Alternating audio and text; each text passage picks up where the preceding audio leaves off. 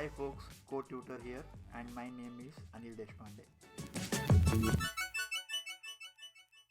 As 2024 is coming to closure, I just wanted to take this opportunity to look back and have a recap of what we have achieved so far in this particular video.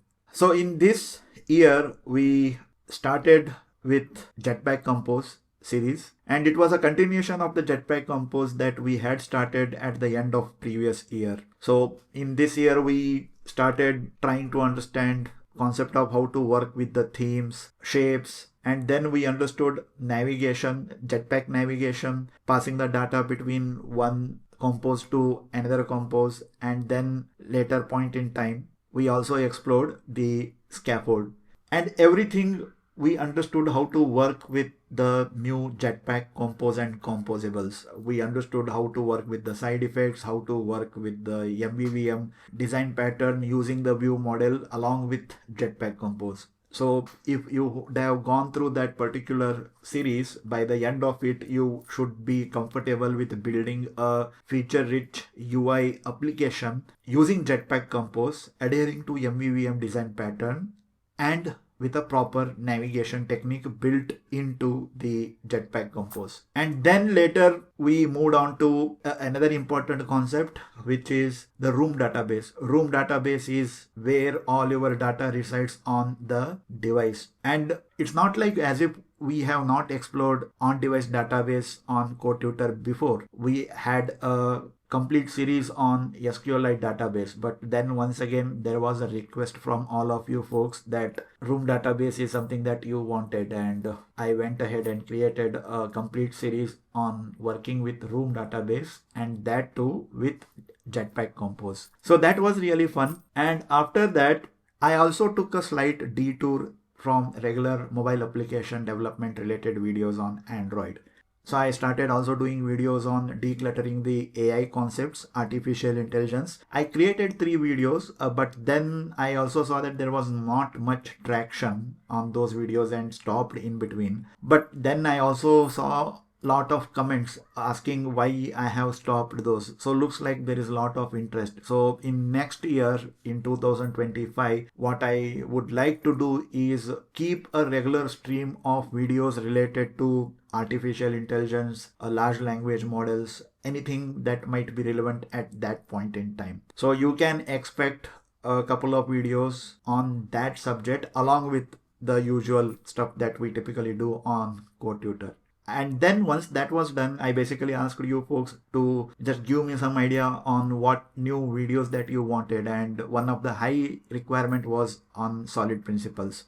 And that is when we started with solid principles. We understood what solid principles are, what does the violation of the solid principle look like, and then we also understood how to refactor a normal code adhering to the solid principles. And once we understood that, we went through a complete detailed series on how to refactor your Android application code to make it compliant with solid principles. And once that was done, we basically had the foundation to do the next part, which is learning the concept of dependency injection. We understood various dependency injection types, and then we also understood how to write the code adhering to those dependency injection concepts, and we applied those things in a Android application. Android application that we used was the one which we had started with the year. So the same Android application, which was a country info application, was basically being refactored, refined with the various concepts that we were learning throughout the year, making sure that there is a consistency and continuity of the concepts on the same real application that you can use to hone your skills.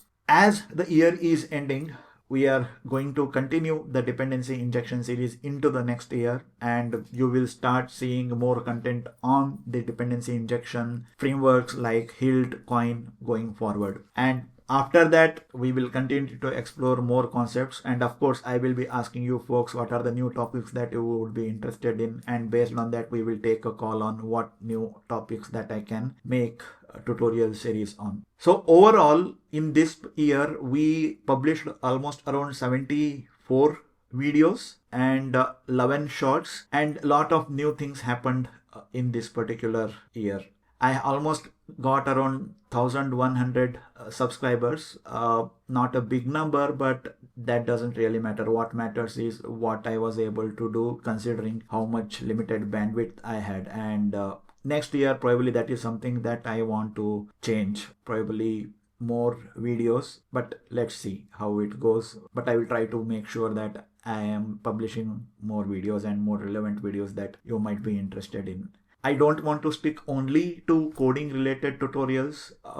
You can ask me anything, you can ask questions, some guidances, and based on whatever limited knowledge that I have, based on my professional career, if I can give you any kind of insights and if it helps, so why not? We can do that as well. So probably you might start seeing some of the videos like that as well. And then I also want to talk about how to architect mobile applications. What are the different design decisions that you may have to look into? What are the pros and cons? All those things. So if you have any questions or ideas related to architecting mobile applications, please do let me know. I definitely would like to talk about those things with whatever the knowledge that I have on that particular subject.